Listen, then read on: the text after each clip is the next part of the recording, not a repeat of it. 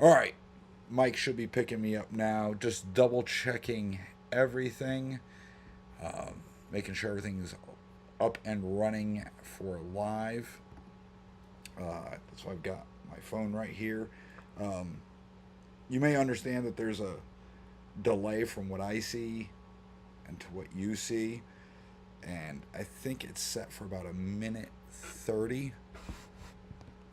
So just gonna wait um, for more people to join. I know this is kind of a last minute thing, but there's a few things I wanted to talk about. I made a little list, and regardless if anybody shows up in the chat or not, we're gonna go over everything. I printed everything out, and hopefully, if you don't catch the live, you'll be able to catch it on the recap. All right, first things first, we're going to go talk about some of the changes that are coming through the federal government. First and foremost, it's all over the news, and if you pay attention to other gun tubers or 2A news groups like Guns and Gadgets, Mr. Guns and Gear, or there's a million of them out there. Um, you may have seen that they want to basically they want to continue disarming veterans for the most part through a technicality. Um, it hasn't been passed. They put an amendment in to get rid of this little caveat. They actually had hearings on it. W. Wasserman Schultz was out there running her mouth about what it really means, this and that. So, what it boils down to is there's a carve out for veterans that have a fiduciary appointed to them, right? So it could be a veteran who needs help with paying their bills, managing their money in general. This is the premise. Um, because they need a fiduciary appointed, they get reported to the NICS system and get flagged, and they basically lose their Second Amendment rights, right? They can no longer own guns, they have to be confiscated or transferred out of their name, they can't buy ammunition, they can't hold a permit. Pretty bad. All because they just need a little help managing their money. Now, where does it really start to get warped? Where it really starts to get warped is, and if you're a veteran, you'll know. When you go in for a CMP exam to get your service connected disability rating bumped up, I've been to several. Um, they'll ask you questions like, can you manage your own money? Do you have problems paying bills? And sometimes it's a little more subverted than that, and it could be a little confusing. And where they're really screwing the veteran over is, say I'm sitting there with my wife and they ask me something like that, and I'm like, well, I don't pay the bills, I don't worry about the checkbook, my wife handles all of that. All they do is make a little, basically check a box on their little form that says, I don't run my own finances and my wife runs them. And then that would get flagged and sent over to the next system, and then I would basically lose my Second Amendment right. So if you're a veteran out there, when you go to these exams, make sure that you do make it clear that you are capable and able to run your own finances, even if you let your wife pay all the bills. A lot of veterans are like that just because of deployments, right? If you're married, you have children, and you deploy, your spouse stays home and takes care of everything.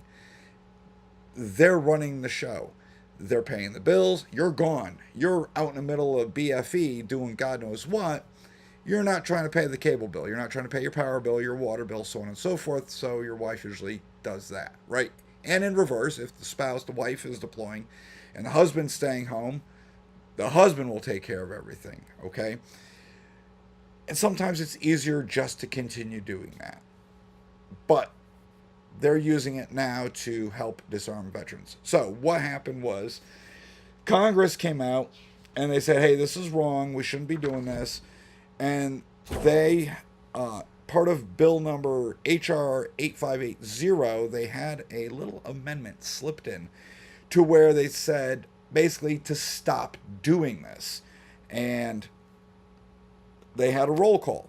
238 people voted. And I have the breakdown. All right. 204 Republicans voted yay. We should abolish this. We should stop doing that. One voted no. Who is that one Republican that voted no? That'd be Fitzpatrick out of Pennsylvania. Then again, he is very anti-gun. All this information has probably already been covered. Jared covered a lot of it, and I'm just kind of going back over it. 15 Republicans didn't vote at all. When it came to the Democrats, 7 voted yes. This should be stopped because it's unconstitutional. While 192 voted no. Basically, F them. Take their guns away. So 193 people out there pretty much trying to shaft veterans out of their Second Amendment rights. Again, you can go on to the United States House of Representatives, roll call 238, and you could see the breakdown, everything. All right? So it happened June 4th. All right? That's it. I mean, so you got one Republican out there who's not a real Republican. He's basically trying to screw the veterans over, which, if you ask me, is pretty crappy. All right? So make sure if you're a vet and you go to these exams, you reiterate that you are in total control of your finances. All right, so that covers that one. All right, next up, we're going to cover the Go Safe Act, where this is to pretty much ban all gas-operated semi-automatic firearms, right? So Go Safe stands for Gas-Operated Semi-Automatic Firearms Exclusion Act. It was introduced November 29th, 2023. It really didn't go anywhere. It kind of died out, never really made it out of committee. Well, it's been reintroduced to the Senate. They're like, hey, we're going to try this again. And I'm just going to give you the highlights, because if you go online and you look for this via the Senate's website, you're not going to see much because it's really not gone anywhere. But you might not have seen this, and it's in the pipe. So you pay attention. Again, there's a ton of other YouTubers out there covering it, and they'll probably do it way better justice than I'm going to do it. So the regulation is going to be to focus on gas-operated semi-automatic firearms. These are weapons that use the energy from gas released when a gun is fired to automatically cycle the action, eject the spent cartridge, and load a new one, like your ARs. The Act will also specify a list of firearm types that are exempt from this ban. This will exclude 22 caliber rimfires or below, bolt-action rifles, semi-automatic shotguns, recoil-operated handguns, and any rifle with a permanently fixed magazine of 10 rounds or less. Remember, this is at a federal level. I mean, this is very dystopian. Connecticut, we've already gone through these horrible bills. I mean, we know pre-bans, ARs, others, they're all done, they're all banned, but they're trying to take this nationwide. It will also include any handgun that is not, or it will include any handgun that is permanently fixed to 15 rounds or less. Which, a handgun has a fixed mag. I have no idea how we're going to load that one. It's going to ban specific firearms and accessories. The Go Safe Act proposes to ban semi-automatic rifles that are capable of accepting detachable magazines, as well as magazines that hold more than 10 rounds of ammunition. It's an assault weapon ban, but they're just using different wording. So, we know in Connecticut when they passed HB 6667, all our cool guns pretty much went away. That gave the Firelight SCR a chance to rise, right? Now, there's plenty of gun stores around here that sell them. In fact, they are so popular. Lock and Load in Southington has trouble actually keeping them in stock. If you don't understand, it looks like an AR up front. So it's going to have M-Lock on the handguard. It's going to have a normal looking lower slash upper part of it. And then it transitions over into either a composite or wood stock, like a traditional rifle would, like a Henry or some sort of bolt action. All right. But because it does not have a pistol grip, it doesn't have an adjustable butt stock, it's wood, it doesn't look scary, it doesn't look intimidating, therefore you can have a removable magazine. Of course, it is still capped to 10 rounds. All right, you can still run a sling and all that. It falls under the category of like a ranch gun. But because it's gas operated and it takes a detachable magazine, again, this would fall under the Go Safe Act, and that too would be banned. All right. It basically looks to take control over manufacture and sale. The Act seeks to regulate not just the ownership, but also the manufacture and sale of these specific types of firearms.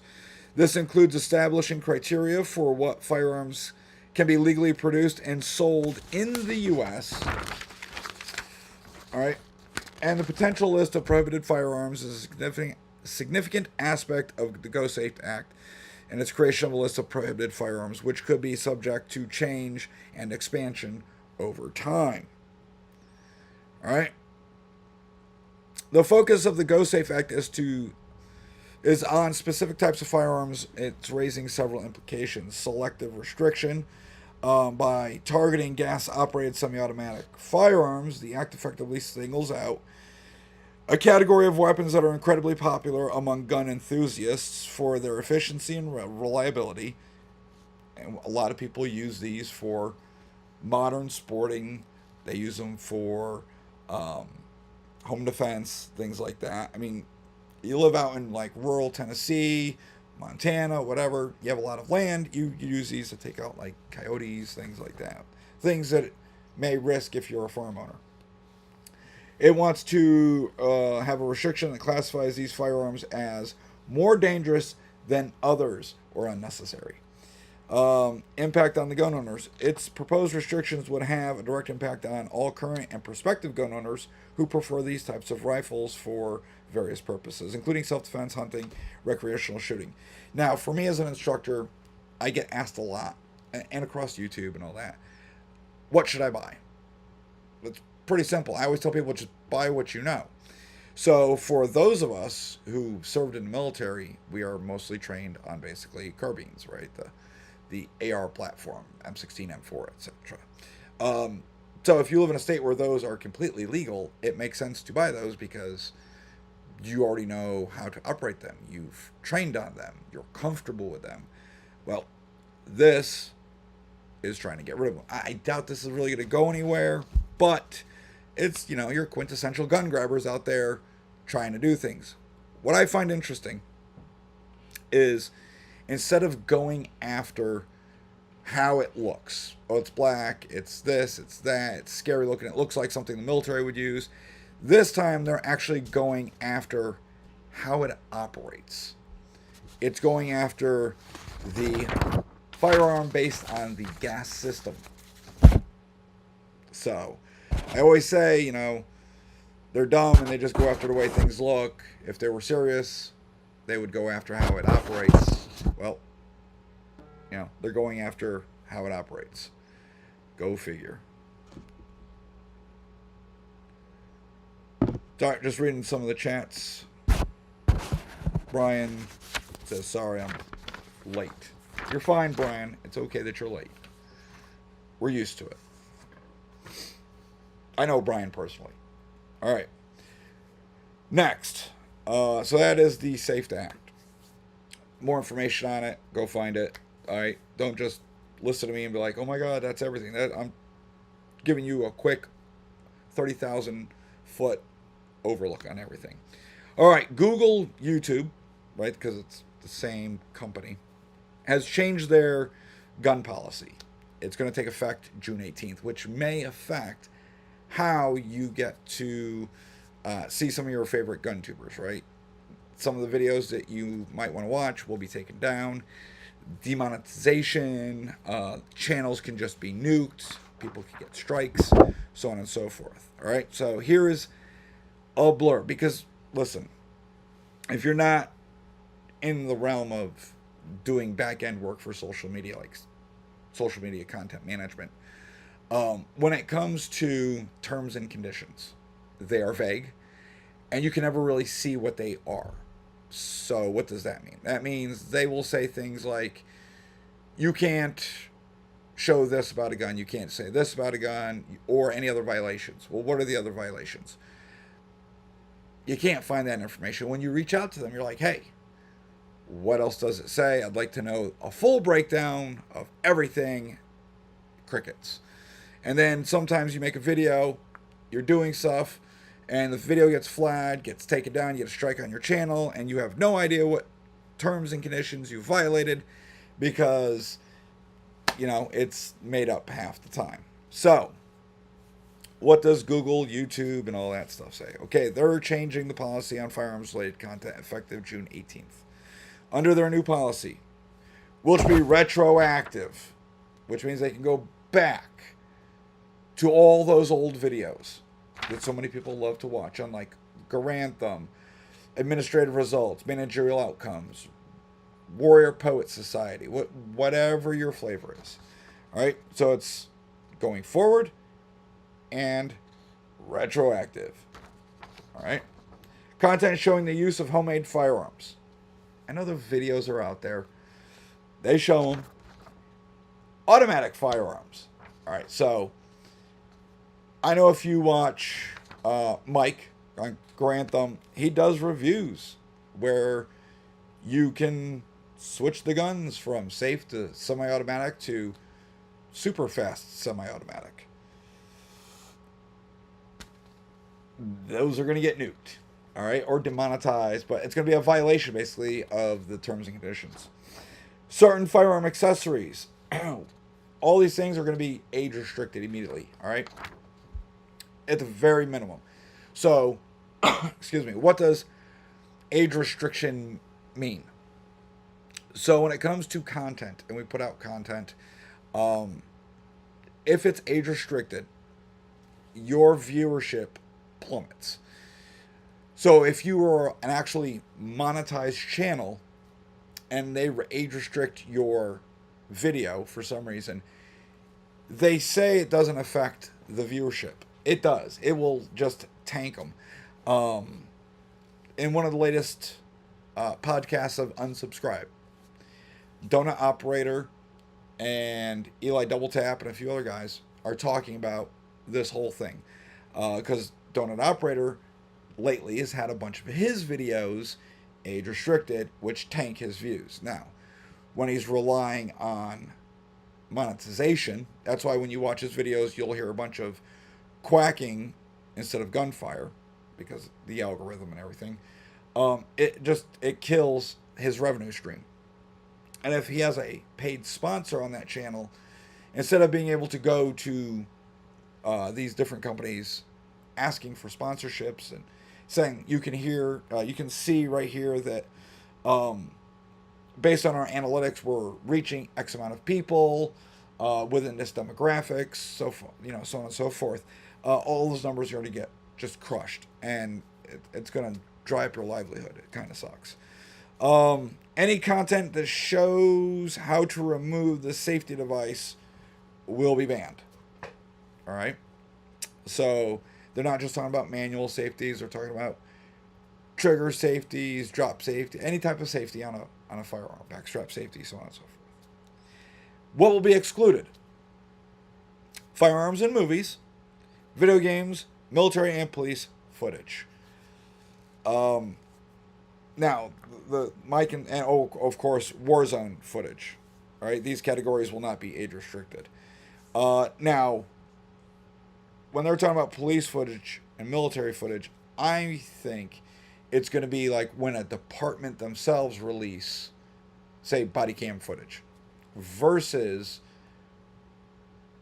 people like Donut Operator who will use the body cam footage and then talk about what's going on, critiquing, so on and so forth. So there is definitely a double standard here, right? And they specifically say they are creating a double standard for Hollywood and the corporate media, which kind of just shafts independent people doing YouTube stuff. Sucks for them.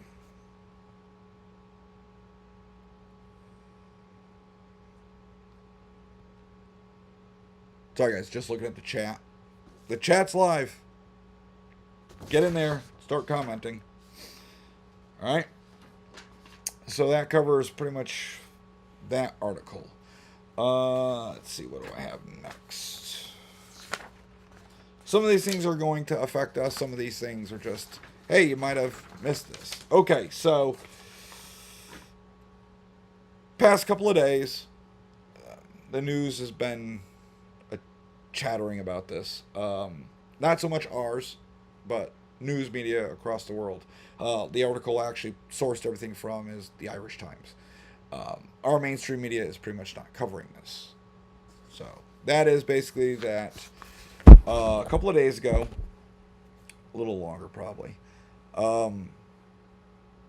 President Biden told Ukraine they could use American supplied or Western supplied munitions to target inside of Russia. Russia has said the whole time that is a hard red line. Like, don't cross it. Well, they did, right? Though they're a limited scope of what they can strike inside of Russia, but Russia don't care. So, on one of the broadcasts, it was like 2 days ago,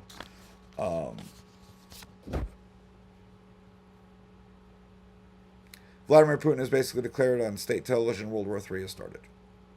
On Russian One channel. A well-known Kremlin-backed statement that you want World War III? Well, you're already in it. So, nothing, I mean, it's escalating out of control. Why am I bringing this up? Because, well, that really sucks. But, fighting is going to ramp up. Okay? Which leads us to this. Now I'm going to get into the, okay, listen, do I think hopefully it all just gets quiet, nothing happens, but Putin's talking about arming nations that could strike the West, so on and so forth. Obviously, tactical nuclear weapons, or, I've always been on the playing on the field of battle type thing. It's always been an option, they've said, and that's not really good.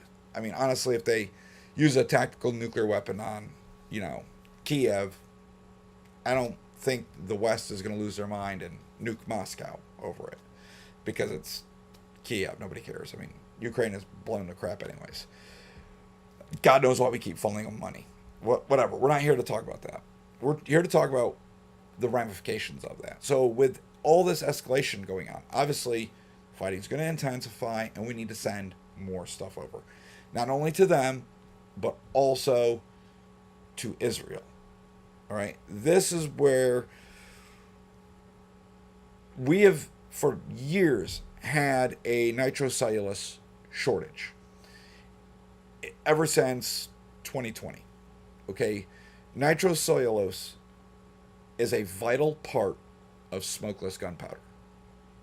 So Powder Valley released this tweet, right, that they received the following message from Vista Outdoors. Their parent company is Alliant Powders.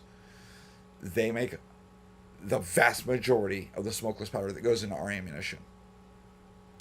But due to a worldwide shortage of nitrocellulose, the Vista Outdoor Company, the supply agreements for sale of Alliant powder canisters has been suspended for an unknown period. They don't have the product. They can't do that. They can't ship out that stuff. So at this time, we have no timeline for fulfillment, and we'll be canceling all outstanding Alliant orders in our system. Representatives will provide updates and coordinate new orders based on availability. Basically, Federal, Winchester, Lake City, all these ammunition manufacturers are not going to have nitrocellulose and components to make their ammo. This is also used in a lot of the mortars and the rockets, which we are shipping overseas. So where are going to be the priorities for what little powder they have when it does come into stock? Okay, so it's not going to you, not going to me. It is going to go to all the weapons that need to be sent overseas to Ukraine and to Israel, and to use anything left from that to fulfill ammunition orders for the United States Army and all the Fed boys, all the triple alphabet agencies, which is going to really skyrocket prices of ammunition and put a massive strain on the system. Now, for those of you that have been into guns for a while, you remember the ammo shortage during COVID. It's going to be like that, but a lot worse. So prepare yourself. My suggestion, buy it now before it gets way too expensive. All right, so you can look at it like you're investing in precious metals, lead, copper, and brass, because the prices are going to be going through the roof and it might be scarce, especially if you have really weird calibers out there. What caused this massive shortage since 2020? I know that's what you're thinking. Well, it is one of the primary ingredients to all the rapid COVID tests. So, think about when the government's like, hey, we're going to give these out for free. The companies that make these made a lot of them. You can still get them online from the government for free. You can go to Walgreens, CVS, any pharmacy, any fine store actually, and find rapid COVID tests. And part of the test includes the nitrocellulose, which we need for gunpowder basically and explosives. But there's a worldwide shortage, so I'd expect all of that to go up in price. Buy it now while you can. Plus, of course, with everything getting more wild over Ukraine, Israel, so on and so forth, there's going to be a massive strain on all of it. So buy it while you can. And you know what? Everything's kind of going to crap, so you might as well just getting the prepping. If you're not already prepared, I don't know what to tell you. You really should be. All right? I mean, you should be buying the Patriot store food, freeze-dried stuff that lasts 25 years. Not sponsored by them. I don't get anything to... I would be stocking up. Okay, other news. Let's see what else. So, I'm sure everybody knows Trump was found guilty. Okay, he's a convicted felon. I don't care who you're voting for, whatever. But, did you know Trump owns guns? He has a carry permit in New York because he's rich, because he was famous, and he had a permit long before they were forced. The state was forced to issue them because he's rich and famous, right? Plenty of mainstream media is talking about, like, he's got bodyguards. Why does he need it? Because it doesn't matter why he needs it. He wants it, he gets it, right? So he owned 3 handguns that they're reporting. So once he was found guilty, he's a convicted felon. He is not eligible to own these guns anymore. He's got to get rid of them. Either transfer them to someone like his son who's able to own them, or he's got to basically turn them over to NYPD. So NYPD is currently working to revoke Trump's permit, and 2 of the guns that he owns 3, but 2 of them are still in New York. So they're talking about those being turned over to NYPD. He's going to lose them, etc. The other one is, I guess, been transferred somewhere down in Florida. I don't know if Trump still owns it. Don't know. Don't care. Maybe he lost it fishing down on one of the shores of Mar-a-Lago. Regardless, he's banned. Now, there's some 2A groups out there that are willing to defend him and trying to stave all this off, but he's a convicted felon. He can't own guns anymore. So now he's going to understand the plight of nonviolent felons, which I don't agree with. I'm a purist, and I think if you're a nonviolent felon, like someone that did, like, I don't know, tax evasion, because taxation is theft, we could have a discussion about if you pay your debt to society, you should be integrated back into civilization, right, back into the world, and you should be able to earn those rights back, voting, etc., so on and so forth. Now, if you're a violent offender, forget it. Never, never again. Go to an island or something. Fight it out. Um, so, he's losing all his guns. Yay for that. It sucks. I mean, it really does. And it just shows you how, you know, how easily you could lose yours.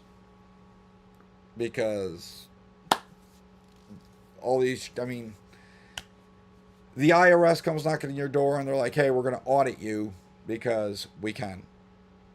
And they find some weird inaccuracies, right? You didn't dot an I, didn't cross a T, whatever. They just hired 87,000 new IRS agents. So God only knows. They have plenty of agents now to come look into your stuff. They could be like, oh, well, you screwed this up. This paperwork's wrong. And now we're going to charge you and take you to court. You're found guilty. Yes, you did these things. And boom, you're a felon. And then you would lose all your guns. Now that happening, far and few between, I'm sure. Just being slightly hyperbolic about it. But really, really be careful. Because you don't want to lose your 2A rights. So...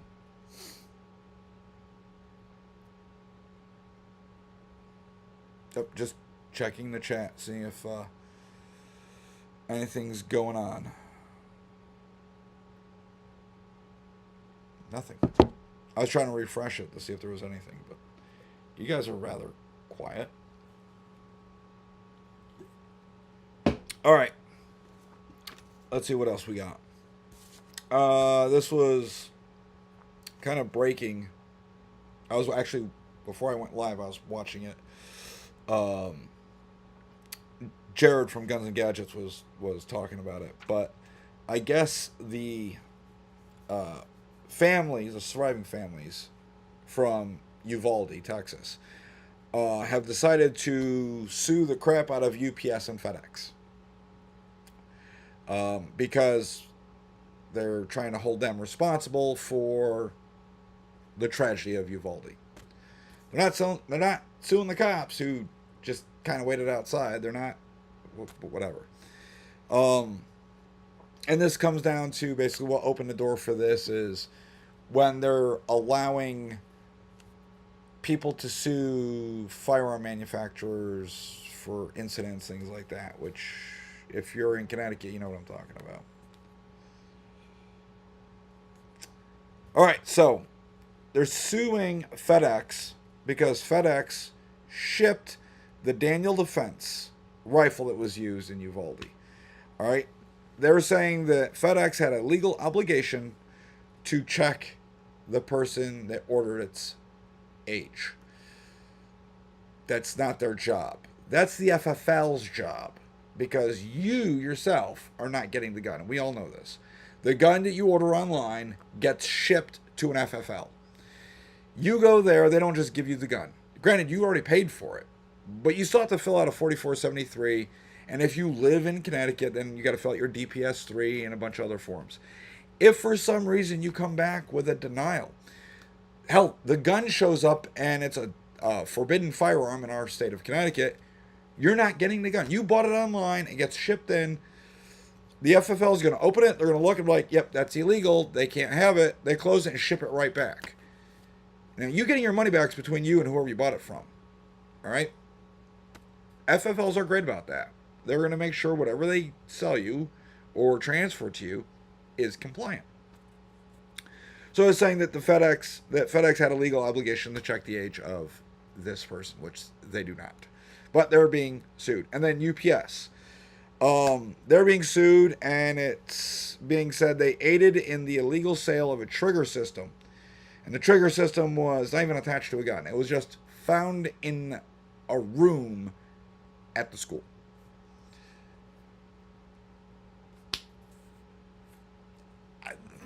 It's a non-regulated item.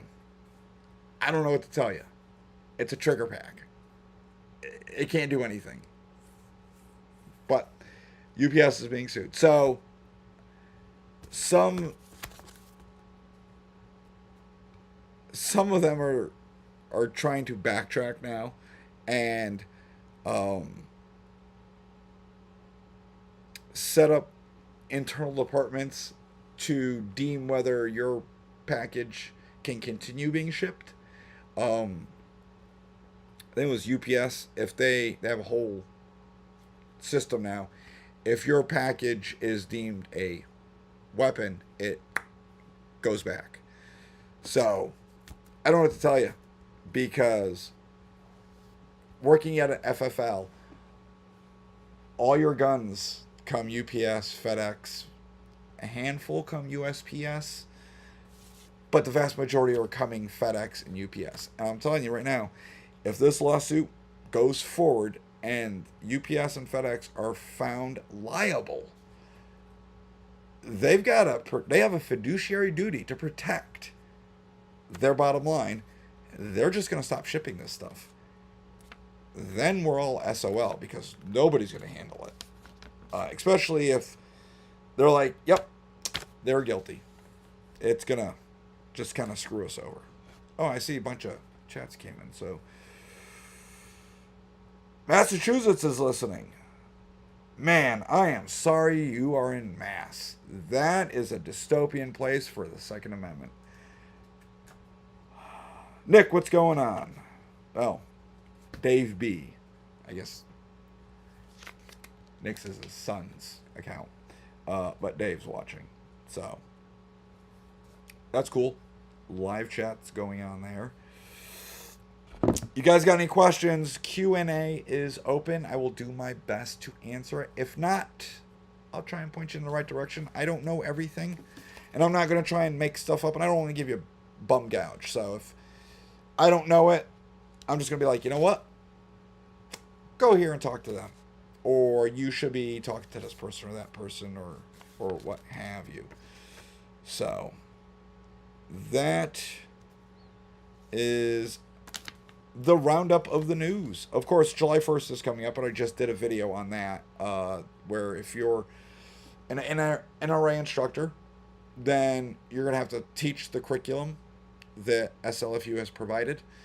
Again, at one point, the CCDL had said that they had information that the state police would not accept that slideshow that they put out as being acceptable legal brief, which I'm like, you guys wrote it. You guys are in charge of enforcing all of this. What the hell? So if you're an NRA instructor and you have not gone to the SLFU website to pull that information down, that PowerPoint and all that, you really need to. Come July 1st, you have to start teaching that. So make sure you have extra allotted time. And there's an affidavit you have to download too that all your students will have to sign individually, that they have to submit saying that they got that legal brief. And I'm sure you're going to be held liable for it. USCCA, it's already part of the Connecticut curriculum. As far as I know, there's nothing for them to sign because it's already embedded in the curriculum. So if you go through USCCA training, you have gotten the legal brief. They know this. It's approved. The NRA didn't want anything to do with it. Like I said before, they were not going to update the curriculum based on one state's BS, which really, I mean, that's the gold standard. And the vast majority of people are NRA instructors. That being said, the state was, they're like, okay, we'll work with you. We'll give you something. And there's a long list of different classes that they accept. They accept training from USCCA NRA, which is the gold standard. SAFE, I'm a SAFE instructor also. I have not seen anything from SAFE for their legal brief. They probably will just use what the state provided because SAFE is pretty much based on the NRA's curriculum. But it is state approved. So if you're a SAFE instructor, shout out to you. And I know how you got it because Will is an awesome trainer of trainers. All right. Let's see. Stuff popped into the chat. All right. Let's see. Is there a point you give up and think of relocating to another state? Yes. There is. If you're sick and tired of, being in a toxic relationship, yeah, pack up and leave. It's a mass exodus from blue states to red states for people that are interested in greener pastures, a freer land. Remember, 27 states out there are constitutional carry. We are the Constitution state, and we have restricted carry, and we're restricting our gun laws, or have more restrictive gun laws than the vast majority of other states. I mean, the Northeast itself is just horrible, right? There's 3 states that are very anti 2A in New England, and 3 that are okay. I wouldn't say they're excellent, but Maine, Vermont, and New Hampshire are excellent. So if you're into New England, you like the seasons, you like the snow in the winter and all that jazz, you might want to look at those 3 states. Of course, the 3 states that are very anti 2A are Massachusetts, Connecticut, Rhode Island. And if you think New York's part of New England, there's something wrong with you, because they are not. New York is its own thing. Most people are trying to get out of here. The taxes are too high. Job market kind of sucks. The crime, according to Lamont, King Lamont says it's going down. Crime is running rampant. I mean, I always joke with my wife. So if you're listening, Mrs. Guru, you know this. That anytime we hear sirens, that is like the anthem for Meriden, the dirty den, because the town has gone to crap. And I guess that's what the people want, because that's what they vote for. You know? I mean, that is what it is. Chewing bubblegum, no. I just worked with them a lot.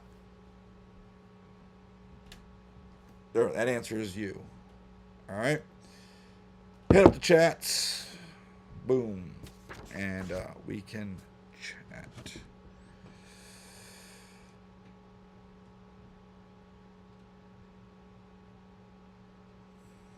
Listen, the other thing you guys could do, instead of just abandoning your state, I mean, some people out there really like Connecticut. I don't. My wife sure as hell doesn't.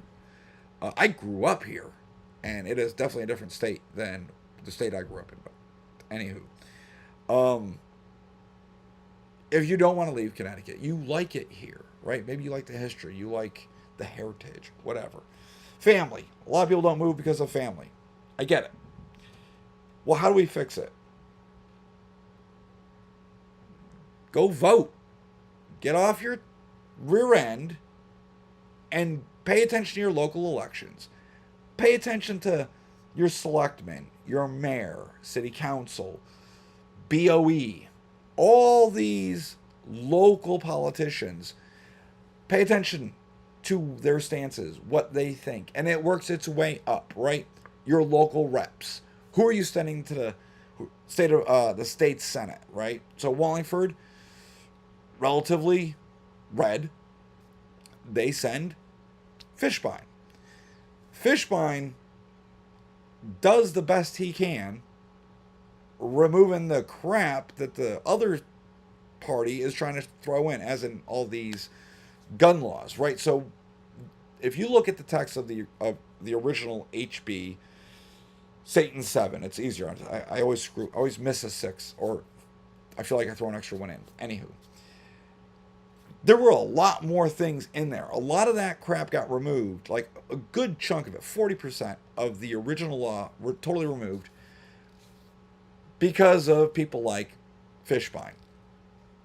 They knew that, I mean, hey, in the perfect world, they would have gotten it all removed. But we live in Connecticut. What do you want? The part of the law that you couldn't conceal carry into any establishment that sells alcohol. Period. So if I want to go out to dinner, I want to go to Texas Roadhouse, Friendly's, well, maybe not Friendly's, Applebee's for sure. I like steak, so we usually go to Texas Roadhouse, Outback. Maybe we want to go to any major steakhouse or whatever. They all serve alcohol. I wouldn't be able to carry going to this establishment legally. Now, I don't drink. My wife doesn't drink. We did in our 20s. We got out of our system. I don't like doing anything or taking anything that affects my cognitive abilities because 9 times out of 10, I leave my house, I have my EDC with me. 9 times out of 10, we leave the house, my wife has her EDC. We work in tandem. We go to, say, Walmart just for this, that, and the other thing. We're a team, right? We have our head on our swivel paying attention because it is not the 1950s out there where everyone's going to hold hands and sing Kumbaya. It's really dangerous if you're not paying attention, right? I don't understand how people walk around with blinders on their head and don't see any of this. They don't have their head on a swivel looking for things. And I'm not saying be paranoid. I'm just saying you need to pay attention to life, because if not, that's how you get carjacked, mugged, etc.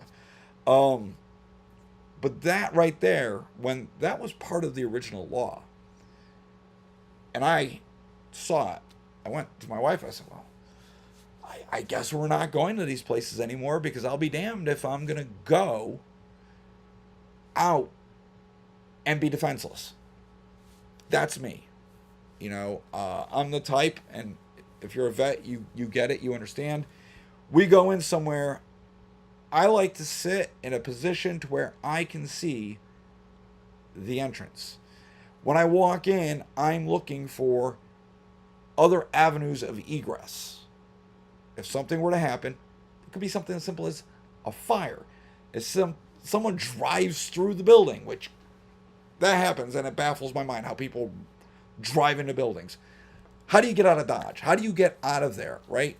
Because there is going to be a mass exodus of everybody, and the last thing you want to do is get trampled.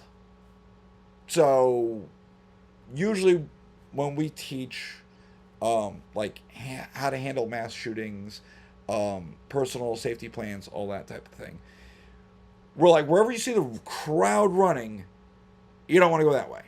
You're going to get trampled. Whatever they're running away from is obviously not the direction you want to be going. You want to run the other way. All right? And I always give the example of if you're at the Meriden Square. Place is dead. There ain't a damn thing there. We'll use a better example. West Farms Mall. All right? People still go there. They got the Apple Store and a bunch of good stores. Pottery Barn, maybe that's your thing.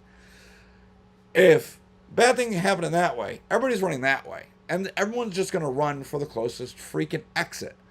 Nobody ever thinks about running at an oblique into a store, because stores have access to the back room, which has access to an employment hallway, and that is lined with a bunch of exits. You're going to be able to get out of an exit that not everybody's trying to get out of, right? So you run into, I don't know, I was going to say Radio Shack. Those aren't even a thing, but and you run like American Eagle or whatever. They have access to the back storeroom, right? And if everything's falling apart, trust me, everybody's going to want to get out of Dodge. You can get into the back hallway and get out of there. Don't go where all the other people go. You're going to get ran over. All right? Let's see. We'll go to the chat real quick. Since the call, I've showed so many people into guns. Okay, I guess you're talking about COVID. And they've been told you should be professionally, etc. NRA life member. How does one get started? Thinking about it. Are you talking about teaching? That's pretty easy. So there are training courses you sign up for. Usually NRA lists them on the website. These training instructors, like they're instructors that teach you how to be an instructor. I know USCCA has them on the USCCA website. Like if you go directly to their website, NRA2, there's usually a link that says how to become an instructor. You go through, it's usually a couple of days of training. NRA is a lot of schoolwork. You do some faux training. It's, you're reading from a book, the trainer's Bible type thing. And it's very awkward. Mine was 2 days long. I had a blast. There is a firearms qualification, so be prepared for that. The nice thing is the qualification for the NRA doesn't specify anything. So if you go there and you're like, well, I'm going to, qualify with my great-great-grandpappy's 1911. You're out of your damn mind. Use a 22 long rifle handgun with a red dot and just shoot. Qual that way. I mean, you don't need to shoot a specific caliber. Shoot with a 22. It's way easier. Then you go through the training, you get certified, and then you can go teach classes, right? You get your little portal on the NRA website. You can build the class, and they tell you, like you can charge pretty much anything you want, but within this window is what you should be charging, so on and so forth. USCCA, the same thing. Now, their curriculum is a little more interesting because when you get certified to be an instructor, you're not just teaching like your basic pistol safety like you do with the NRA. NRA, you have to go to all these other classes to teach other things. USCCA will pretty much run you through the gambit. It's expensive, but you'll be able to teach things like basic handgun safety. You can teach like self-defense, as in like how to come up with a self-defense plan, how to deal with a mass shooter, real estate agent safety. And these are all their mini classes you get certified in, and they're usually free. So if you're interested, like one of the big popular ones was always gears and gadgets. And basically it's a giant show and tell. People show up and you're going over like, this is a red dot, this is a flashlight that goes onto your firearm. And we always spiced it up a little bit. Like, this is night vision, this is a plate carrier, this is a recce rig, this is a bug out bag. Just show the potential that's out there. That's at least how I do it, right? You can stick to the curriculum, but you can add to. I try not to take away from. And then you can get other specialized training through the USCCA, like they've got like a child safety course, which is great to be an instructor, especially if you're teaching parents basically the basic handgun class, and they're going to get their permits. And then I always tell them, like, hey, do you guys have children at home? It's like, well, yeah. It's like, okay, well, you're going to be introducing guns into the home. You might want to discuss it with your kids. And if you're not sure how to approach it with your children, USCCA, these instructors, these classes are usually free. All right? I mean, sometimes people will charge like $10 if they're doing like, there's one class out there that's for legal stuff, right? The Connecticut laws, things like that. Like a more in-depth, like how our castle doctrine works, how you have a duty to retreat, how you can't defend property, real property, things like that. And that's usually because it's taught by a lawyer. So you got to pay a lawyer because lawyers aren't free. So usually it's a small price, $10 or whatever. But the children one and all that stuff is generally free, and which is nice because you're not just teaching the parents, but you're also teaching the kids and all that stuff. And the curriculum is awesome. It's from like 3-year-old all the way up to like adults, and the workbook is broken up by age groups, and the PowerPoint and the curriculum is orientated for that age group. And they have little activity books, right? So if they're young, it's like coloring pages, word finds, fill in the blanks, and it's simple stuff that they understand. Versus as you get older, they have a better cognitive ability to understand more of the more intricacies of handguns, long guns, etc. So you should do that. All right. Let's see. Chewing bubblegum. Connecticut voted overwhelmingly for Hillary Clinton in 2016. Well, I didn't say people that lived in Connecticut are smart. That tells you everything you need to know about the politics here. Nothing will ever change. Listen, I remember when we used to have a Republican governor. That was before I joined the Navy, left to move to Virginia, and then Connecticut's like a black hole that kind of sucks you back in. I only came back for my undergraduate degree because it was easier to commute. Because I lived in Florida at the time. School was too far. And I graduated, ended up finding a job right away, which kind of pulled my family back up here. And we've been trying to get out of here ever since. However, we did promise our kids that once they start high school, we would not move at all. It was a deal that Mrs. Guru had with her dad, who was a Marine. And it was a good plan. So while I was active duty, we implemented the same plan. Um, Obviously, we ended up here. I'm sorry. I'm sorry. Um, and the kids started high school, and we kind of got stuck here. But my son is graduating, which means Escape Trajectory is coming up very soon. Let's see, what else? What else? Sir, double check the booze law. I believe that it is predominantly serve alcohol, food is their main service, at least here in Mass. Yes, no bar seating. So, Connecticut is different. We're psychotic, but we're not that psychotic. So Connecticut, you can't have your gun if your alcohol level is 0.08, like driving a car. I always joke that you get drunk, you can Uber your dumbass home, but you can't Uber your Glock home. So, again, if you have your gun, don't drink. But for us here in Connecticut, ugh, you're able to still go into these establishments. You could even partake in a tasty beverage. I'm not saying it's a smart thing to do. I'm just saying it's legal. You can partake in it as long as you don't hit that 0.08. It's not smart, though. I mean, something goes wrong. You defend yourself. You defend your family. You got a little alcohol in that breath.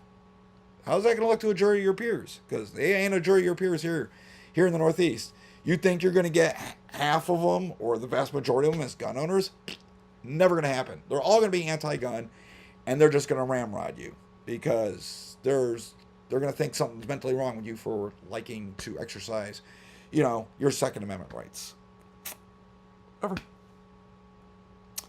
Dwight 2X says, Desp no longer shows anything on the dashboard listing my guns. Yep. I did a whole video. I thought maybe it was me. I thought maybe, okay, something's broken. Safari's broken. Chrome's broken. Brave is broken. Opera's broken. Maybe my account's broken. I don't know. Am I the only one No, it looks like they took it down, Dwight. It looks like they put it up with this entire database of the crap that you own, or at least that they think you own, right? Because there was a button that said, hey, if you own a gun and you don't see it on our little list here, feel free to just add it. I don't know who in their right mind would do that, but I mean, I had to do it. I had to add one of my rifles, right? I mean, the made-up term, the assault weapon. Well, I had to add one because that one was bought, and when I bought it, we were still using paper DPS-3s. And I asked SLFU why it wasn't listed. Because it wasn't just me, it was other people too. And they said, oh, we have a 3-year backlog of paper DPS-3s just sitting in a box. We haven't gotten into them yet, and we don't know when we're going to. So just add that gun yourself. Thank you. Basically self-incriminate myself. That's how I took it. Now everything, when you buy a gun, it's all done electronically. So that DPS-3 is automatically thrown into their system, which I'm sure that gun is then added to your little list. But to me, any list like that I can see, and I can see like all my guns, that means they probably could search it. Now they say they can't, but I'm pretty sure they can. It would be dumb if they couldn't. Just saying.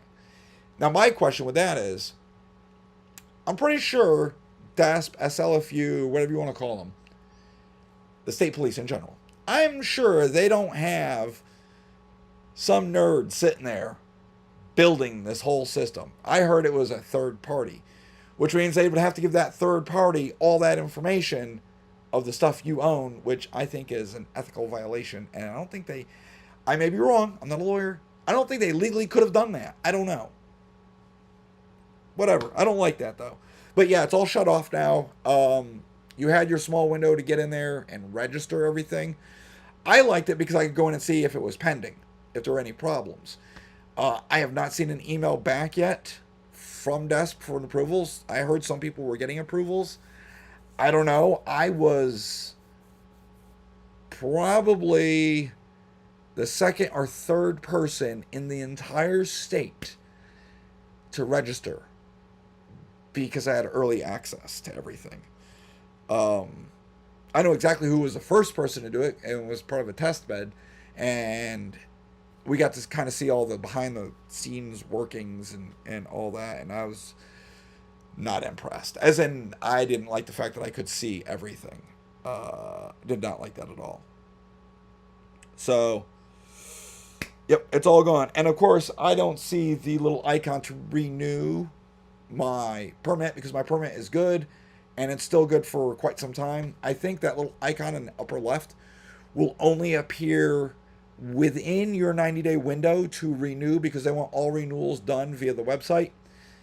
And they're going to try to limit who mails stuff in. I mean, obviously, they have to still allow that for older people who don't have email, who don't have internet, things like that. I know you're thinking, oh my God, who lives their life like that? My grandparents were like that.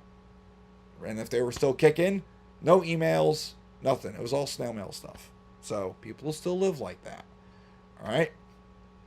Just letting you know. But going down to renew, that's done. COVID crushed that, and they are never going back because, of course, they like it. Any numbers on yet? The compliance rate with HB 6667 registration? I have no idea. The CCDL doesn't either. They said the compliance might be slightly low. They have more information than I do. And if that type of stuff really does interest you, then I suggest you join the CCDL. Because the NRA and all these other, GOA and all these other 2A groups really don't operate in Connecticut because it's like, a lot of them are like you and they're black pilled and they're like, it's a lost cause. Cut it loose. The CCDL is the one that sues everybody. They're the ones that sue Lamont. They're the ones that go to the state capitol to voice their opinion on these dystopian, crappy laws that affect you and me and go against the Constitution. Like during COVID, we all remember this, right? They shut down fingerprinting. Now, Lamont said, listen, I'm not stopping you from getting your gun permit. You can get your gun permit. We'll do that. You need to get fingerprinted. Well, we shut that down, though. Too close of a contact. You can't be that close to people. So they shut down the fingerprinting. Didn't stop you from getting your gun permit. You just couldn't get your fingerprints done. Well, if you can't get your fingerprints done, then you can't get your permit. CCDL is the one that stepped up and started the lawsuit process. And you know what? As soon as it got real, Lamont all of a sudden was like, oh, yeah, no, you can get fingerprinting. Oh, that's normal. No problem. Yeah, just make an appointment and then show up and good to go. Because, that's what they do. So if you want to know what's going on, I suggest you join. It's free. CCL has like 43,000 members. They have a weekly. They have a monthly meeting. It's usually the second Tuesday of the month. It's at the VFW in New Britain. And, you're going to have a whole mix of people. You're going to have, your older, crustier fuddies all the way up to your high drag, low speed, all the way up to your high speed, low drag people, right?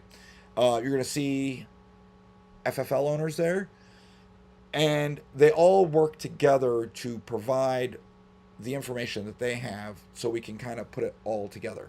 Because everybody gets a little bit information here, a little here. Some people know this person that works at SLFU, and someone knows the person who works over here, and then they swap info, and then they kind of stitch together, and they can kind of have an idea what's going on. It's free to join. Follow them on Facebook. They're always putting up great information, and when they do these weird gun laws like HB 6667, they had lawyers come in to break it all down Barney style and give you a Q&A opportunity to address concerns. How is this going to be enacted? How is this going to be implemented? How is this going to be enforced? What is the state police like?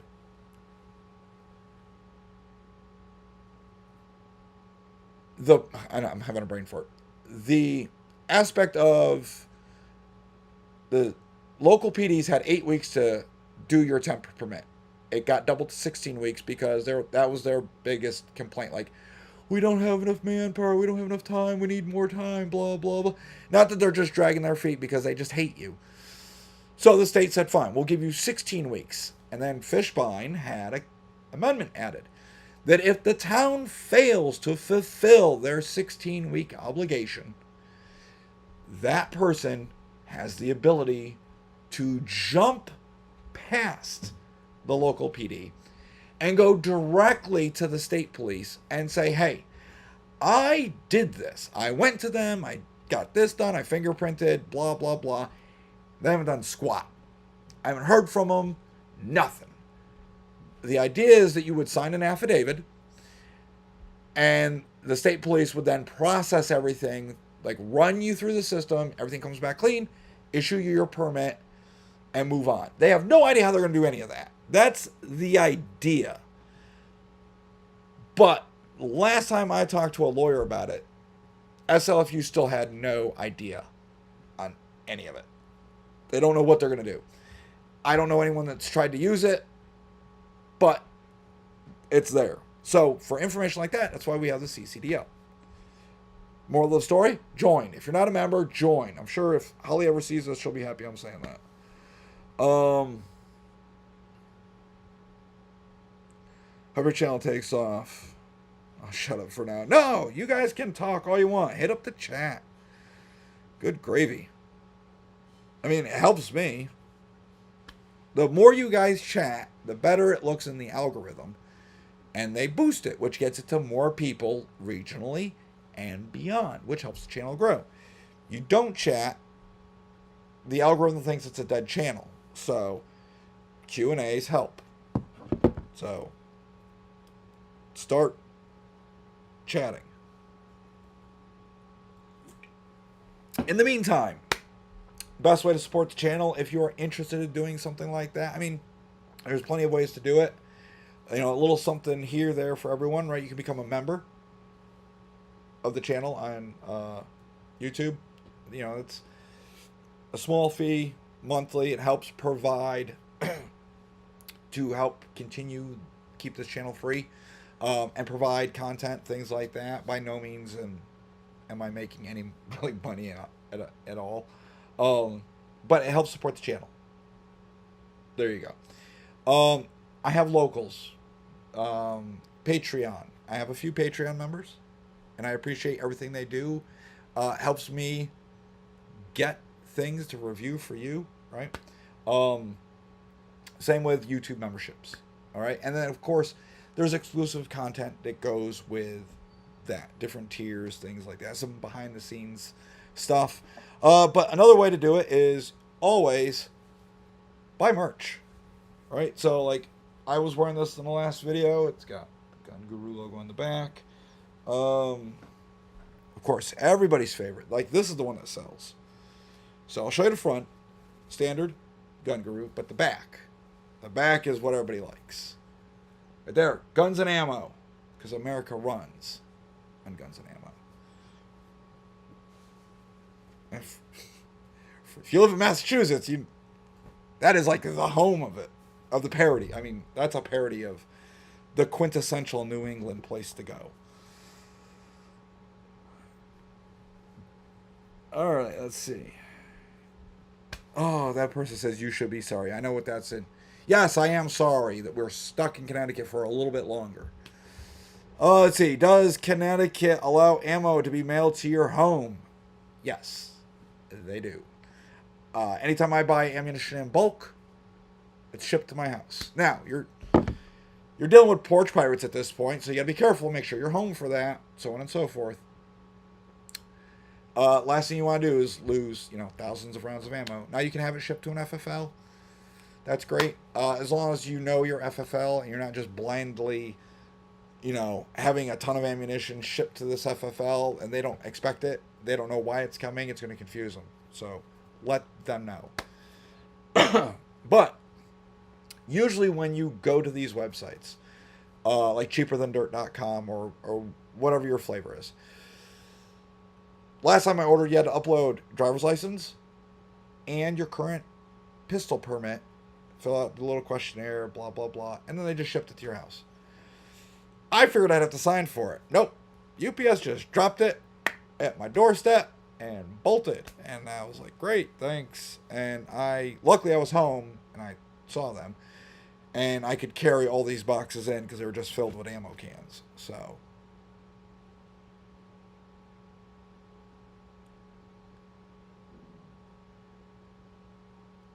hope that answers your question.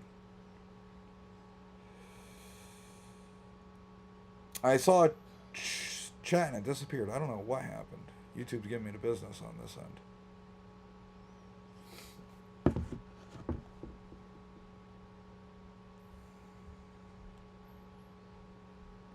What are your thoughts on any pending Supreme Court AWB, so assault weapon brace cases, such as Illinois or Maryland having the positive outcome that could affect Connecticut AWB? So here's the thing with that.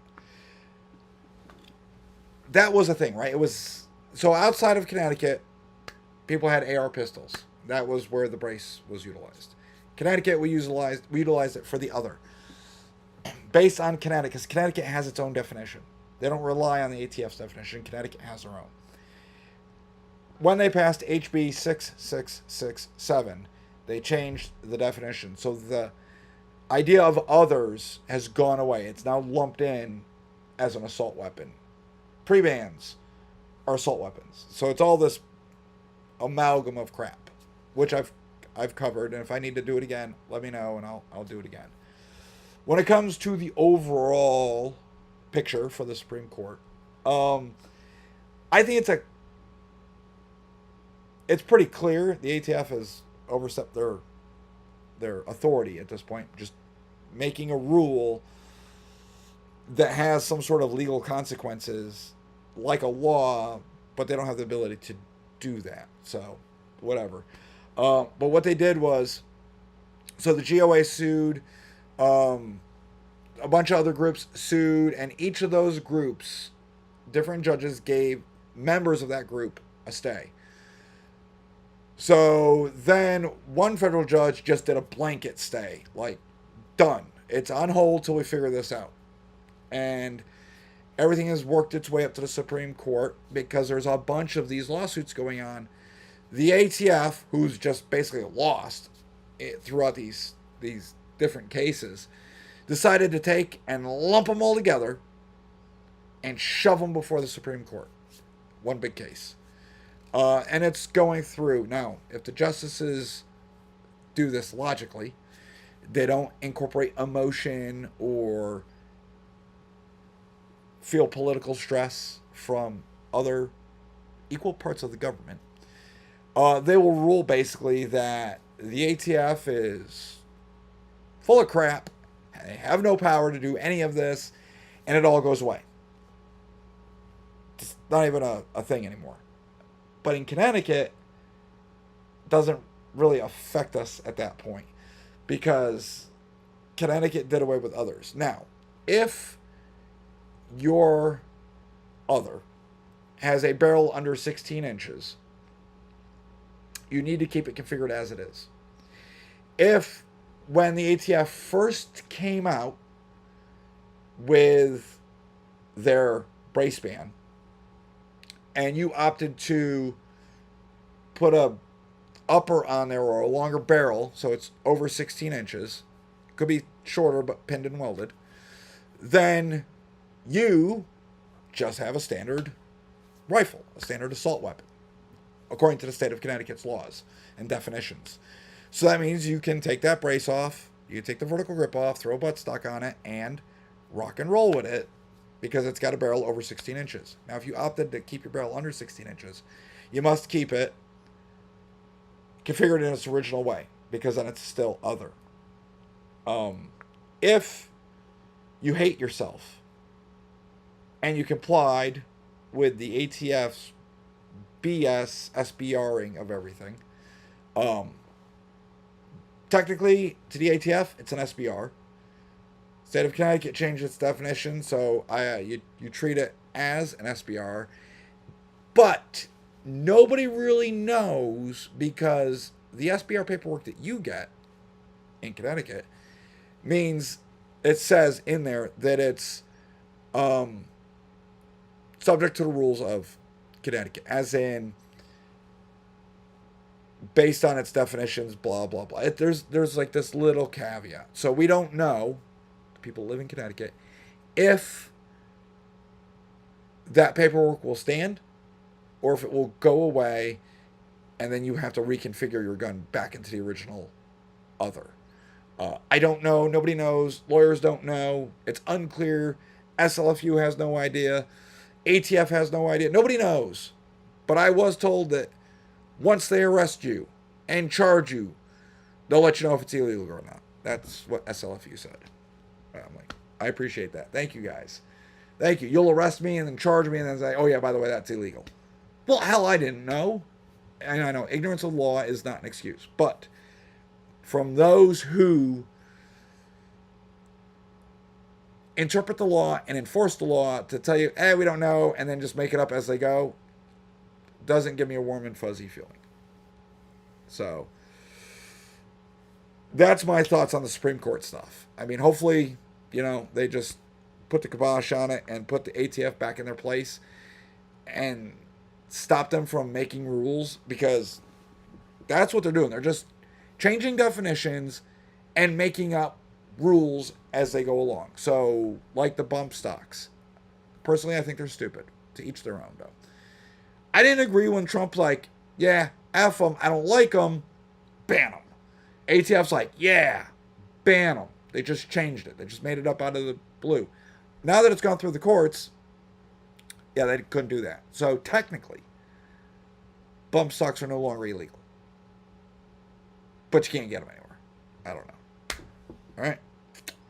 Let's see. How about explain new state law concerning how individual families must store their personal firearms while at home? Thanks for any advice. I know where that's coming from. It's simple. Lock your guns up. Unless they're in your control. And that means they've got to be right next to you. Or within arm's reach. Okay?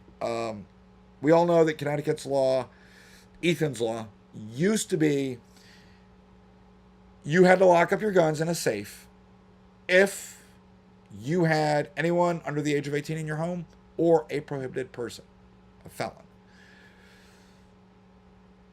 That went away. They took out the under the age of 18 provision and the prohibited person provision.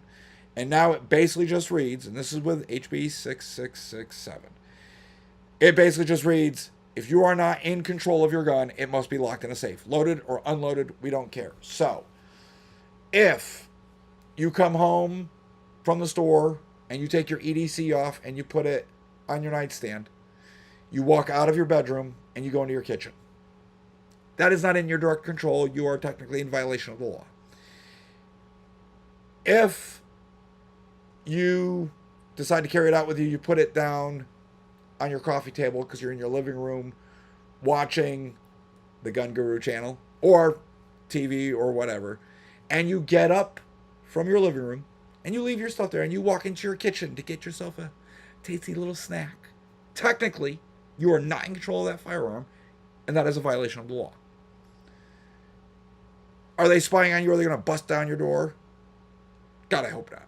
But that's the idea of it, okay? Can you put your gun on your nightstand and go to bed and go to sleep? Yes, because technically it's right next to you. You're in control. So just be the weirdo. At the end of the day, put on your pajamas, put on your bathrobe, put on a gun belt, and just walk around your house strapped. All right? Because if you're not strapped, you're going to get clapped. It's that simple.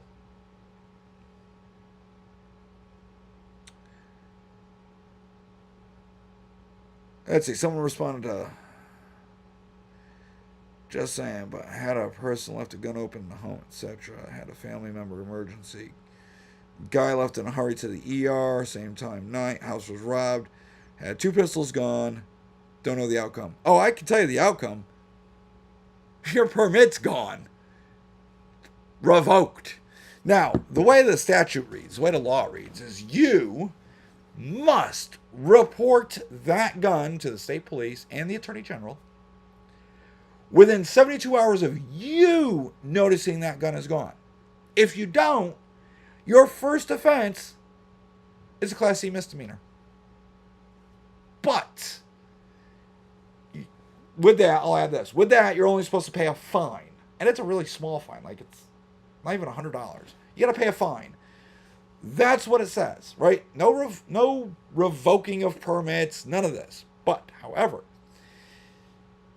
the state police, your local police, have such broad powers when it comes to this that under the suitability standard, they can revoke your permit because your shit was stolen. And they're going to do it. It boils down to, hey, we think you're a moron, and you can no longer have a gun permit. Gone. You can keep the other guns. That's not a problem. That's not illegal. You can own guns without a permit in the state of Connecticut. You just can't buy more, and you can't buy more ammunition. Hell, you could even take them to the gun range and shoot. You just can't replenish what you've expended. Now, say, and it's going to be very hard to get your permit back at that point. All right, but say your home's broken into, and these thugs just take your entire safe. The whole thing is gone, right? Because maybe you just have a small little fire safe that you bought at like Target or Walmart or whatever. It's not bolted down or hidden or anything like that. They steal that, boom. Did you lock your gun up? Yes. Did they steal it? Yes. Is that unfortunate? For sure. Are you going to lose your permit even though you did lock the gun up? Oh, yeah. Suitability. You're a moron. That's how they're going to look at it, okay? Even though the criminals that broke into your house and stole your gun, that's illegal. That's already illegal. Always has been. They're just going to get a slap on the wrist. But you who tried to obey the laws and follow them, you're going to get made an example of, raked over the coals, blah, blah, blah. Now, say you get a really good lawyer, right? You call and you get like Ralph Sherman, or there's a bunch of them out there. Ralph's the first one that pops to mind. You can appeal the revocation of your permit to the firearms board, because Connecticut has a firearms board. Like, if you apply for your permit and you're denied for any reason, you have 90 days to appeal it. Now, the appeals process takes up to 3 years. There are supposed to be 9 members of the board. Last I checked, there are only 6. They're all appointed by the governor. They still function. They meet once or twice a month. They handle a bunch of cases, as many as they can, in one day. The onus on proving that you should not have your permit will always lie in the department's hands or the state's hands, right? So this involves lawyers on your side and on the department side. The department must prove to the board that you're a moron or that you really should not have this permit, basically. And sometimes when police revoke a permit for really stupid reasons, the board just overturns it, boom, and you get your permit right back. There's no like, okay, now take the class, now do this, now do that.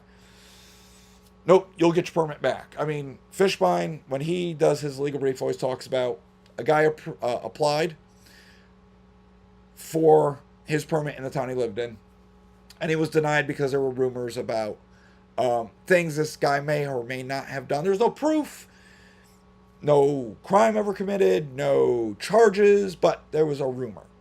So they denied him. So you have to wait a full year before you can apply again, right? He didn't appeal it. He applies again, they deny him again. Fine. He moves to a couple of towns over. All right, I'm sure I'm slaughtering this story, but you'll get the gist of it.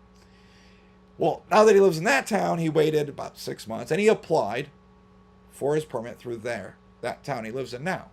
Now, when you apply, you may have noticed there's always a question of like, have you ever been denied your permit? Well, you have to answer yes. They already know. You mark no, they know you're a liar, and they definitely are going to deny you. But you mark yes, I was, and then it says explain why. So the person explained why.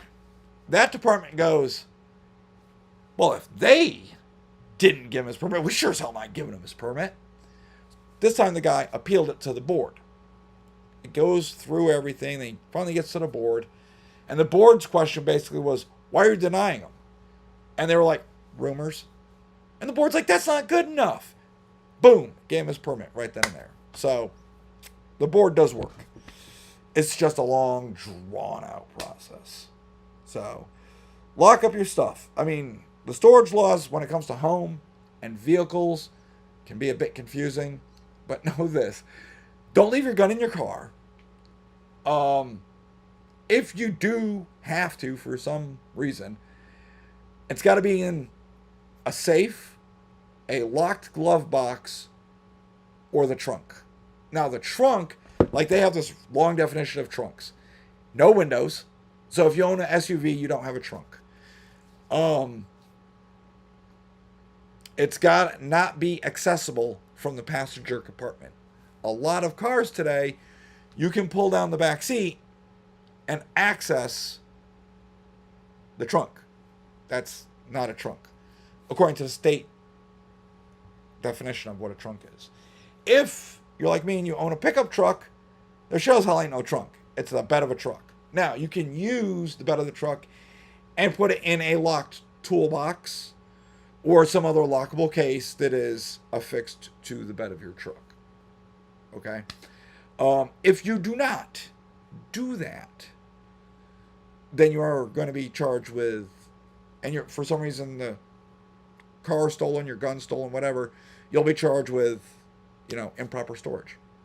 All right? Now, if they do a smash and grab, right? Say they break your window and you have one of those tiny little safes, and it's supposed to have a tether on it because it comes with a tether. State law doesn't require you to use it. You don't need to tether it to anything. It's just being a little lockbox. And they steal that little lockbox. Oh, you're good. You didn't violate the storage law. I mean, you're still going to have your permit revoked for having your gun stolen. And that's its own separate thing. But you're not going to be charged with improper storage of your firearm. Then again, you might be. Right? I don't know. So don't leave your guns in your cars unattended. And they give a definition of that. And if you leave, so there are 4 people in a car, you, and then 3 people that are 20 years old. You get out of the car to go run into a store real quick, and you leave your gun behind. Legally, technically speaking, your car is technically unattended because there's nobody over 21. They can be in possession of that firearm. Now, they may all have long gun permits, but if it's a handgun, then legally they can't be in possession of the handgun. Therefore, the gun itself is unattended. So if you ever thought about buying one of those little goofy magnets that you'd screw into the bottom of your dashboard and you just kind of click your gun into it, yeah, I wouldn't do that. I always looked at it, God forbid you're in a car accident, because we've all seen how people drive on 84, 691, 91, 95, etc. God forbid you're in a really bad car accident. That gun is going to be flying around inside the cab of that car. Last thing I need is a fully loaded Glock or SIG, especially if it's a SIG P320, flying around inside the cab, bouncing off of things, and I don't want that. All right? So, hope that answers your question about storage. Right? Yeah, someone robbed the house. Yeah, I know. I get they left in an emergency, but guess what? They don't care. You should have locked it up first. So, I mean, I don't know what to tell you. I don't agree with it, but that's the way it is, right? So,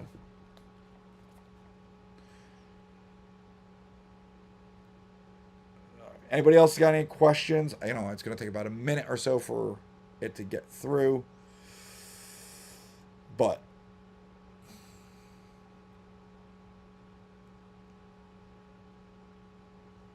so when you wrote D&D Addicted, to me that says Dungeons and Dragons. Addicted to Dungeons and Dragons. I don't know if that's what you meant.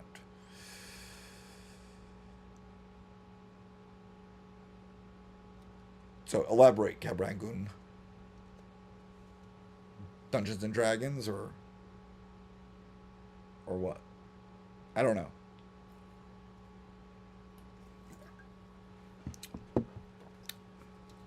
Drinking this, I'm sure I'm going to be awake half the night now. So, I've pretty much covered everything I wanted to talk about today. We know July 1st, the last bit of that law is getting implemented, so we're good there. I'll just add this, that um, if anyone's interested in getting their Utah permits or their Massachusetts permits, both those states in particular do not accept USCCA training. So if you go and you get you're applying for your permit, or you're like, I want to do my Utah permit because that's the most popular multi-state permit there is. It's got a lot of reciprocity. It's like 32 states for you as a Connecticut citizen. It's got to be an NRA class. It has to be. They do not accept USCCA. And USCCA is doing their best to get the state of Utah and Massachusetts to accept the curriculum. They have not as of yet. Ergo, you must have an NRA certificate. So, if you take a USCCA course and then you're like, man, I really, really want my Utah permit, you got to take the class over again. And it's got to be the NRA class. And then there's an extra 10 to 20 minutes. It could be longer. It could be less. It really depends how many there are taking the Utah portion and how well they listen, because it's usually a lot of filling out paperwork. If your Utah instructor does not assist you in filling out the paperwork, they are crap, because the paperwork is a bit confusing at times, and if you don't do it right, they're going to deny you. And it's not because they're trying to be a bunch of dicks. It's because your application gets loaded into a scanner, a computer, right? And there's a automated system that goes through it, and it is the initial go, no go, right? So there's simple tricks that you must do in order to get it to go through, right? Certain things that, everything could be good. I mean, you just screw up one thing like, eye color. You put BRN.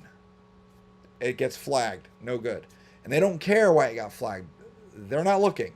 They're like, yep, there's a problem. Gone. They usually send you a letter that you were denied.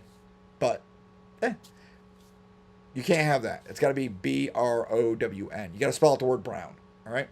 Hair color, eye color, blah, blah, blah. I know this. I'm a Utah instructor. So it's got to be an NRA course. And then there's like an extra 10 to 20 minutes at the end. That's Utah specific, which goes over the laws of Utah. Anti-suicide stuff. And then Utah instructor, like I said, should help everybody fill the paperwork out properly. They review it. They stamp it. And then sign it, and then you're good to go. Now, while there, they told you specifically, don't just stamp a bunch of applications, sign them, and then just give them to people. You can't do that. All right? Because if they catch you doing that, they're going to revoke your permit. And as we all know as Utah instructors, that the people that are in charge of this have a lot of investigators that fly around the country and attend these classes secretly to ensure that the Utah instructor is doing their job. All right? So, that's that. All right? And no, you cannot use an old NRA certificate to try and apply, because the date on it's got to match the date your Utah paperwork has been signed. Okay? Now, if you're going for your mass permit, God help you. I feel for you. I'm sorry. There is over anywhere from I just call it 9+ month waiting list, because you have to go up there on your initial, you submit your application and you have to go up before they give it to you. You have to go up for an interview to Chelsea. And usually they're just asking you the same crap that was on your application. They just want to talk to you. And then you're good for 4 years. As in every year you can just re-up automatically $100, because they're really shoving it to you. And that's not just out of state, non-resident mass. It's everybody. But every 5 years, you're going to have to go back up to Chelsea and have an interview done.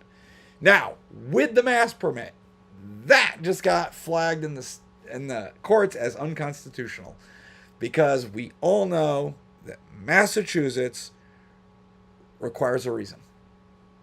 Why do you need a permit? Because they have 2 permits, and this is how they're trying to get away with it. They have 2 types of permits: restricted, unrestricted.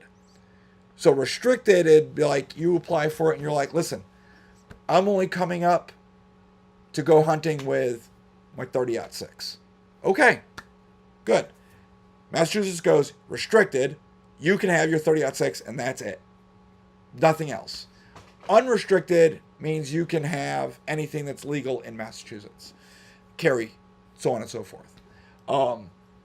But they're like, you need to justify why you need the unrestricted versus the restricted, which they technically can't do, and they just got called out for it, and it blew up in their face. So there's that, right? So I mean that little thing, and when you sit through a mass class, which again it's the NRA class because the dates have to match, so you got to sit through the whole class again. They're gonna be like, you know, they're not supposed to, but they're gonna be like, oh, it's because I carry large sums of money. I like to go antiquing. It's for protection of myself, my family. You're justifying why you need it, which is BS. So-called assault weapons in Connecticut can be configured in a California or New York compliant manner, such as fixed 10-round mags to avoid Connecticut AWB, or with a yes and no. How it works is, if you bought a lower prior to June of last year when Lamont signed this bill, that lower falls in the assault weapons ban. All right, so it can be configured however you want it to be. If you buy a lower afterward, so today, you can still buy lowers. The lower itself is other because nobody knows what you're building. You are stuck to building certain things only. Bolt actions, 22 long rifle, dedicated, or fixed mag, Cali key, things like that. You're able to build that out. So yes, you can build it as long as it's a fixed mag, blah blah blah. But where's the fun in that? Because the fixed mag is such a pain in the ass, man. If you're at the range and you've got a jam, and the mag is full and you're dicking around, you're supposed to be able to remove the freaking magazine to remove the feeding device from the gun. Well, if it's fixed mags, you really can't do that. Or some places that do a ceasefire and you're supposed to unload your gun and safe it. If you just loaded it, you're going to have to sit there and pop all these rounds out over. It's a nightmare. I'm just looking at it from a safety aspect of you get a jam. And now people are trying to fiddle around with your gun, or you're trying to fiddle around with your gun, and it's a loaded mag. And you can't get rid of that loaded mag to make it safer. Because I guess safety isn't a thing. I don't know. Not a fan of it. So, yes, but if you did those, bolt action, 22 long rifle, fixed mag, Cali key, whatever, it's not an assault weapon at that point. It is legal. You don't have to register it. But then you're basically, people are buying them. Not a fan of them.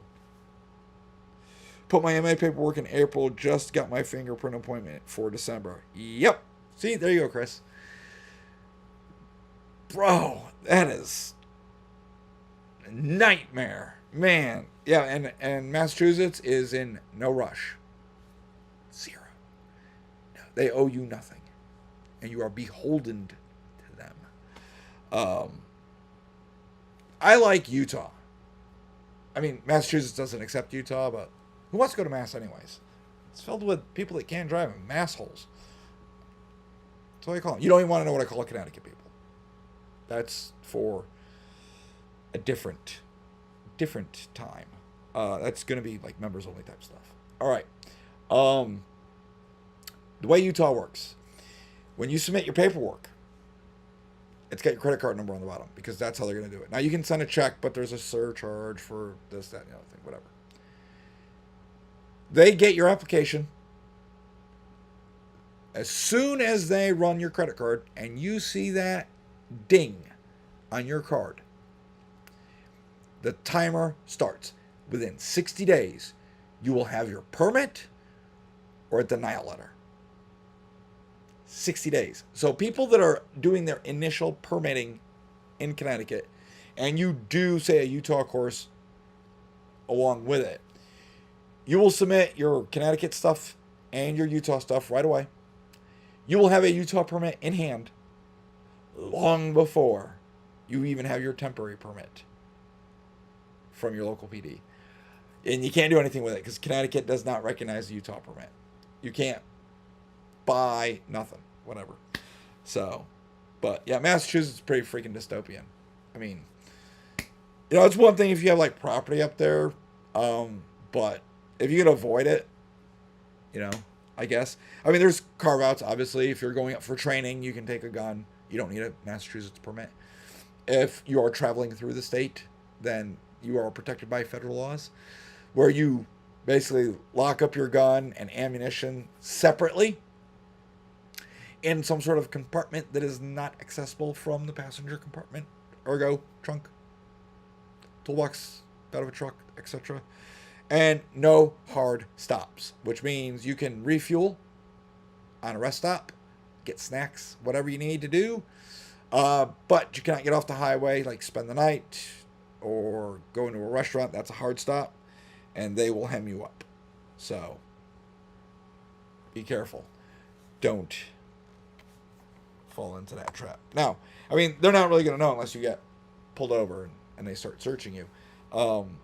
But as long as you're not making a hard stop, you're good. That's how people get through New York, right? So I get that asked a lot. How do you get through New York? Simple. You break your stuff down, get through New York at the speed limit, don't get pulled over.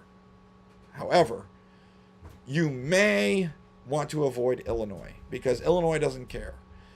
They will pull you over on the highway, and even though you are technically covered by federal law, they will just arrest you. They've done it before. No, I can see the comments. I'm being visited right now. I can see a few of them. Yep, I just saw those. They literally just popped up. No, I appreciate it. You want to read to me? I can't do that on my camera. That's horrible. I off camera. There you go. Oh, I found you 6 months ago and love your content. I'll be doing my very best to grow your channel. I appreciate that, Nick. I really do. You know, I mean, there's plenty of channels out there for you to watch. I mean, that's great. But a lot of their content is geared more toward all the states, federal-wise. And I personally feel that Connecticut, you're in this little pocket of hell where they just make up rules and new laws that drive you nuts. So Connecticut doesn't get a lot of coverage from these other YouTubers, and I felt like I should cover it. And that being said, people that know me that watch this and subscribe, you know, George and all these other people, they know what created this channel. It was born out of frustration because of another channel. And I am not even plugging that channel. The hell with that one. It's gone downhill real bad. Speaking of channels, and YouTube really screwing around with their new changes when it comes to terms and services, things like that. At any point, this channel can get totally nuked. I get a hard strike. I won't be able to post, do lives, anything like that. However, I am not a moron. I mean, some people would beg to differ, but let's pretend. The channel itself, not only do you get the content here, but you can get content, the same content, over at Rumble and over at BitChute. I haven't done any others, but everything's backed up on Rumble and BitChute because some people just don't like YouTube and I have my own following on Rumble, because I ignore YouTube, but YouTube is where it's at. It's the ad revenue, things like that. So that's where the people are. So that's where everyone else is. Um, those other two channels have a backlog of videos that go further back than this channel. And that's all I'm going to say. So if you're interested in content that is older than this channel, go to Rumble, subscribe, and check it out. You'll be amazed at what's there. All right? Chewing bubblegum. New Jersey is the same as Illinois. New Jersey. Ain't nobody going to Jersey. Bunch of Jersey bugs. Now, here's my thing with Jersey. One of my buddies lives there. And we were out visiting. And he was talking about, because me and my other buddy Rob kind of got this individual into guns, right? So, Mitch, if you ever watch this, I doubt it, but we kind of hyped it up and got you into it. He was trying to explain what he bought. Outside, we understood the handgun, but when we were visiting him in Jersey, he goes, "Hey, this is what I bought." He tried to show it to me, or he shows it to me. He brings it up. I'm like, "Bro, that's an other. That is a Connecticut other, because that gun met the criteria required to be legal for Connecticut, New York, and Jersey. However, Jersey's like, hey, it's legal, you roll with yourself. Connecticut's like, it's legal, you roll with yourself, until they made it not legal. New York came out and said, we don't care if it's legal or not, we don't like it. And if you know about DLD and the state of New York and all that crap, you know what's going on. And New York just didn't care. They are like, these are illegal. We don't care that technically they are. We're saying they're not legal.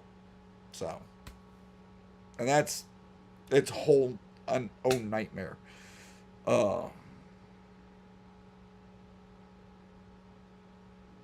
Oh, D&D. I get it now. Yes. I, too, am a DD-aholic. Trust me. I am. I get... Because I go to visit a family friend that lives in a nursing home 3 times a week. And that nursing home has crappy coffee. Whatever. She asked specifically for good coffee. So my wife and I make it a point that we go 3 times a week to visit her and we bring her coffee. We bring her decaf, hazelnut, sweet and low, blah, blah, blah. And I get a coffee too, and we have coffee together. And then we go rip up the bingo floor. We go play bingo and go do other things. It's fun. So, yeah, 3 times a week I'm hanging out at an old folks home with some characters. I mean, they have one guy there. He's 102 years old. World War II vet. And, yesterday was the 80th anniversary of D-Day. This guy, he was just honored by the state, too. He was drafted to go play for the Yankees. He gave up his professional baseball career to enlist in the Army and go fight during World War II. Leo's a badass. Sharp as a tack at 102. That's awesome. Chris, thank you for following on Rumble. Odyssey is another... Yes, I've heard Odyssey is good. I have not built an account. I might have to. And do it that way. I don't know. I know with Rumble, I am monetized, but the payout's just not there. YouTube, there's a threshold you have to meet. We've met part of that threshold, and I'm able to do certain things, like have members. There are 3 memberships, and they're really cheap. One is LARPing. It's like $2 a month. The other one is... you want to pay a little more, you're going to get high drag, low speed. And you want to pay the max, high speed, low drag. the same tiers Patreon has. Locals doesn't give me that option. So those are the tiers, and then each tier has its own thing. Things that you have access to, so on and so forth. All right. I will look at Odyssey. I know Jeremy from the quartering does that.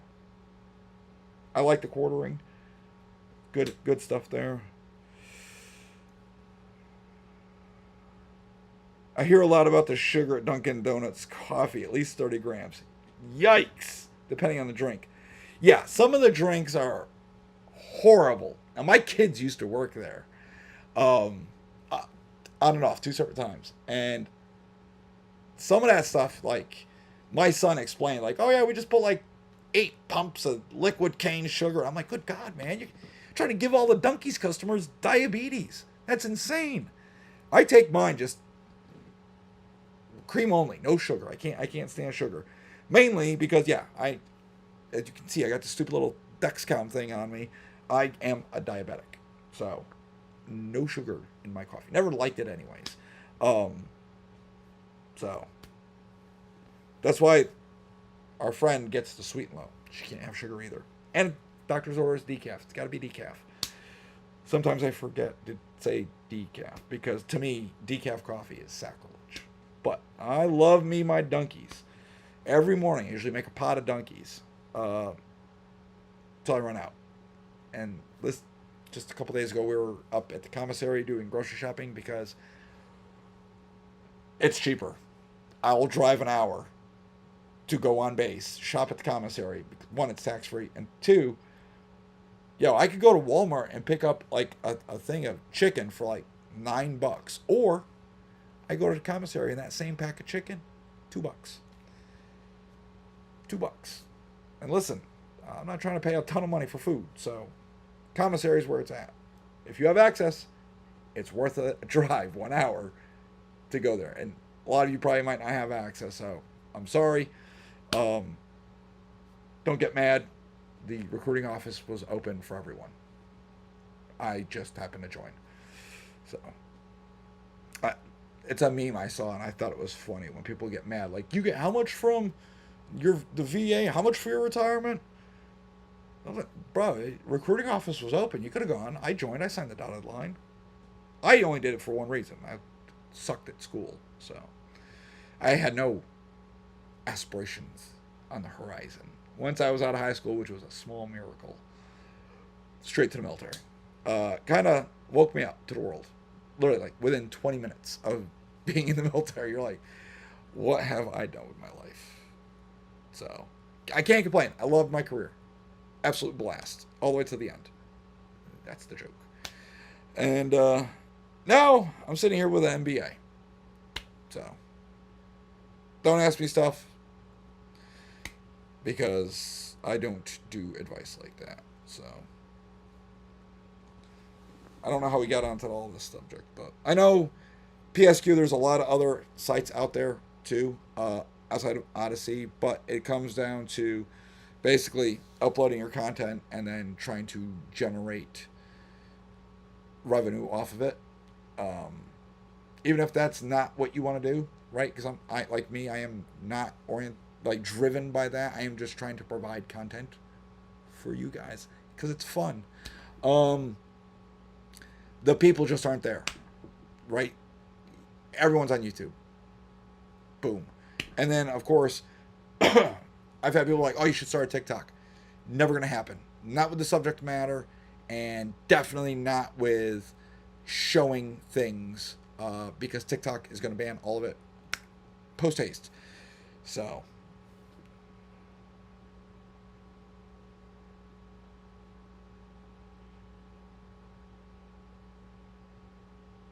no sugar. I'm in my 40s. Gotta cut something. Listen, I'm in my 40s. I'm in my late 40s. And it's about time when everyone hits a midlife crisis. Well, my midlife crisis, my wife's midlife crisis, was to stop being soft and clean up our nutrition, mainly because dietary restrictions, and hit the gym religiously. Because I figured that if I was soft and squishy, like a lot of people are, and there's nothing wrong with that. You don't go to the gym, you don't get in shape. If everything were to fall apart tomorrow, you're going to be the first to die. Survival of the fittest. So, we go to the gym and we work out. And you're not going to see gains in the beginning. It's a long process. It is not overnight. But if you stick to it, you push yourself, and it helps if you go, like my wife and I go together and we push each other. It's competitive. You start to see the gains. They just show up one day, and all of a sudden you're like, how did that happen? Well, it happened because you're busting your butt at the gym. So I will never, ever say, yeah, don't do it. Go to the gym. I don't care. Go to Planet Fitness. Go to The Edge. Wherever. Join a gym. Work out. Stick to it. Clean up your nutrition. Clean up your meal plans. Stop eating all the processed foods, all the sugars, and all that stuff. Any idea how long Florida permit takes? Florida permits are pretty cool. They're pretty easy. They're pretty quick. And I love it when people offer the Florida class, because there really isn't one. From my understanding, like if you have your Connecticut permit, you just go to the Florida website. You can use your USCCA certificate or your NRA certificate or SAFE or whatever you have, and just directly apply for your Florida permit. It's all done online. It's all right there. Super easy. And it's good for 5 years. And it has almost as much, if not as much, reciprocity as Utah. Some states except Florida and not Utah, as because you're in Connecticut. So when you look at a reciprocity map for Utah, you're going to see a lot of yellow states, and there are restrictions. So you have to click on your restrictions and see what they are. A lot of the restrictions are, hey, you have to be over 21. That's like a no-brainer. But some of them say, yes, we accept the Utah permit. We have reciprocity with Utah for Utah citizens. That is not you. You are a Connecticut citizen or a Mass citizen, whether you like it or not. So be cautious when going into new states. Be aware of the rules and laws that govern firearms, because ignorance of law is not an excuse, it's not a defense, and it will hem you up. But having a multi-state permit is better than nothing. And remember, 27 states are constitutional carry. Some of them, though, are constitutional carry for their citizens and their citizens alone. So be careful. Don't rely on it. You got to do what you got to do. All right? And one last question from Chris M. And then I'm signing off. Well, we got about 1 minute. All right? No super chats or anything. You know, you guys can do super chats. Those are always fun. You do a super chat, you get it read right off the gate. Right down in there. I want to buy in Brantford in April when I did Mass.